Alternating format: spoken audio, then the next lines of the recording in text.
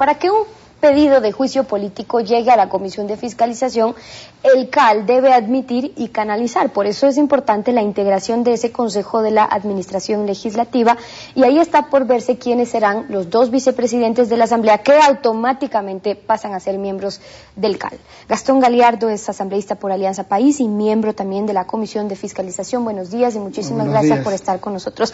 Alianza País va a pelear por conseguir esas dos vicepresidencias y asegurar el control en el CAL. Bueno, sí, nosotros estamos atentos a lo que el día jueves, hoy día tendrían que llamarnos a través de nuestras cuentas de internet para saber si hay sesión el día jueves. Podría ser el jueves o el viernes, dependerá exclusivamente del presidente Cordero. Así que estamos buscando las estrategias. Quienes las están realizando y con fuertes cabildeos son los compañeros Corcho Cordero, Doris Solí y Ricardo Patiño. Nosotros estamos en este caso fuera de estas conversaciones y acuerdos.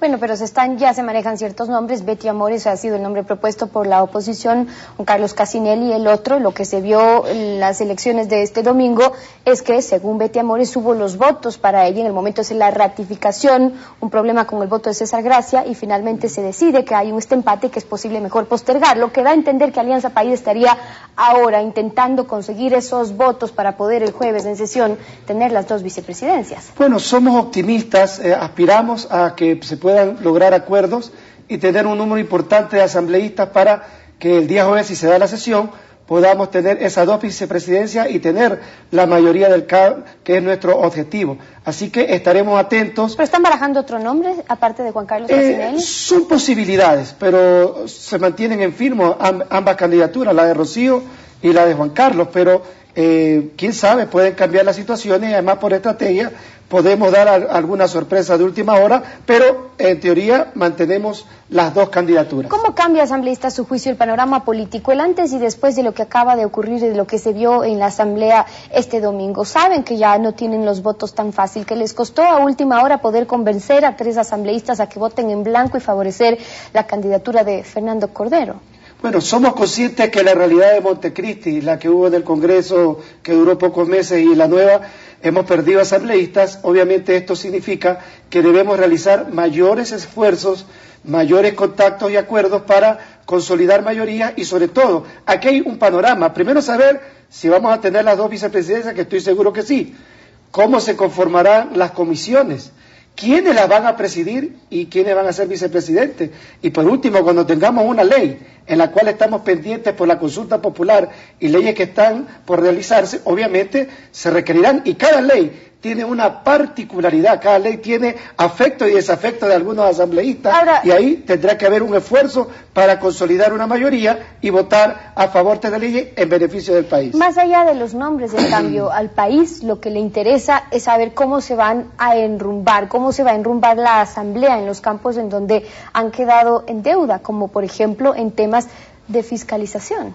Bueno, déjeme decirle a Stephanie que no, por lo menos yo no considero que la justificación, en el sentido de que la fiscalización y el control político no puede presentarse como una cuestión de escándalo, una feria de escándalo, o la plataforma para que personas traten de llegar lejos a través de la farándula política. No le hace nada bien al país. ¿En qué sentido? Que este tipo, o sea, son escándalos simplemente para llamar la atención.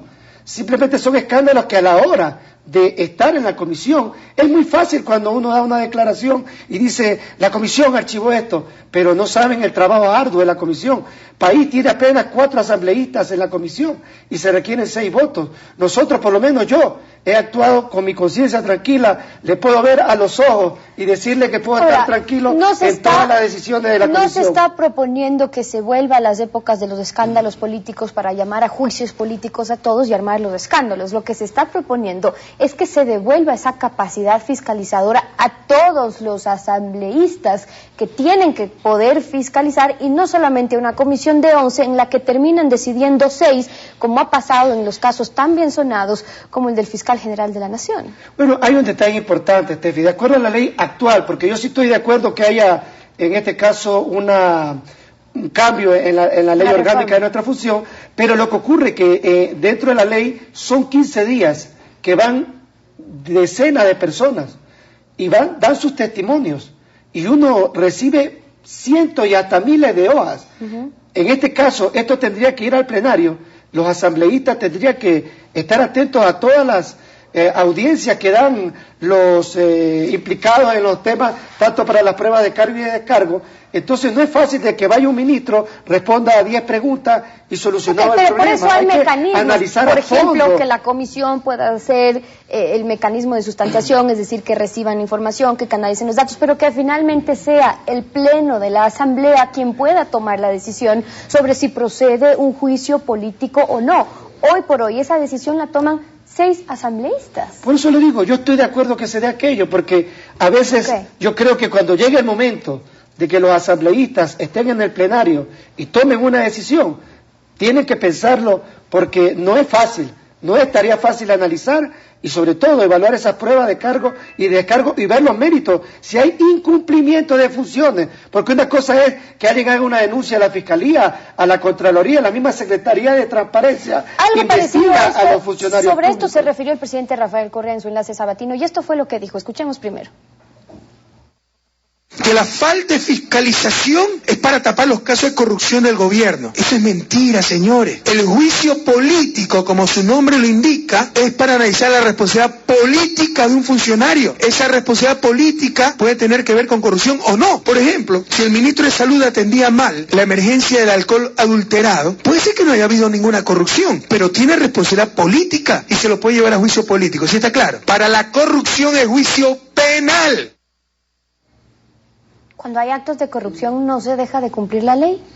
Pero me refiero que una cosa, como lo dijo el presidente, y coincido 100% con lo que dijo, es de que una cosa es enjuiciar políticamente y otra cosa es enjuiciar penalmente. Son dos cosas totalmente diferentes. Y nosotros cuando hablamos de incumplimiento de funciones es las funciones que le compete a cada uno de los que son, en este caso, posibles personas o autoridades que son sujetas a juicio político. Pero para marcar esta diferencia de que tiene que ser solo político, leamos lo que dice la Constitución. El artículo 131 dice, cuando habla del enjuiciamiento a las autoridades, dice: la Asamblea Nacional puede proceder al enjuiciamiento político a solicitud de al menos una cuarta parte de sus miembros y por incumplimiento de las funciones que le asignen la Constitución y la ley, y ahí cita, de las ministras, de los ministros del Estado. Es decir, por incumplimiento de Constitución y de la ley se puede proceder a un enjuiciamiento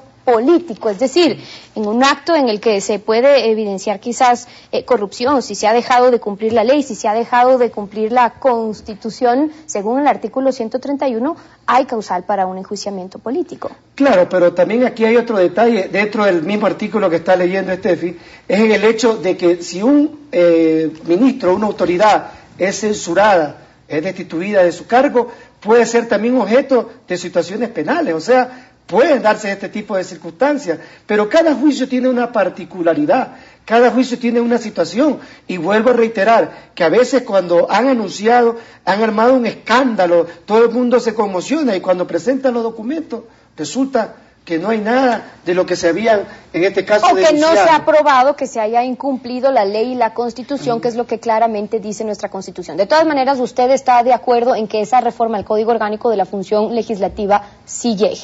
Definitivamente, pero lo que no estuve de acuerdo es que querían crear más comisiones, querían aumentar un asesor más, y esto se lo hizo, fue con el espíritu de mejorar lo que tiene que ver con la consulta prelegislativa, y casi nadie habla de aquello, solo hablaban de las comisiones, del asesor de más, que vaya al pleno, y lo que podemos también regular bien es de que los ministros tampoco estén desfilando todos los días en el plenario. Entonces, ¿en qué momento hacemos leyes nosotros? Entonces nosotros no podemos hacer el culto de estos, digamos, escándalos como un ritual a la politicaría barata. Ese tipo de cosas nosotros por lo menos no lo aceptamos. Lo que sí es necesario es más fiscalización, y por eso es importante cómo quede reformado el Código Orgánico de la Función Legislativa. Claro, un detalle, lo que ocurre es que los 124 asambleístas han presentado miles de requerimientos de información a las autoridades, y muchas han sido respondidas satisfactoriamente. Y muchos no planteamientos que se han quedado fiscalización. estancados también en esta comisión, en la que terminan decidiendo 6 personas, y por eso es importante que el Pleno de la Asamblea pueda finalmente asumir este papel de fiscalización, que es para lo que el pueblo también les eligió. Gastón Galiardo, acompañarnos esta mañana en Contacto Directo. Muchas gracias, asambleísta, por haber estado con nosotros.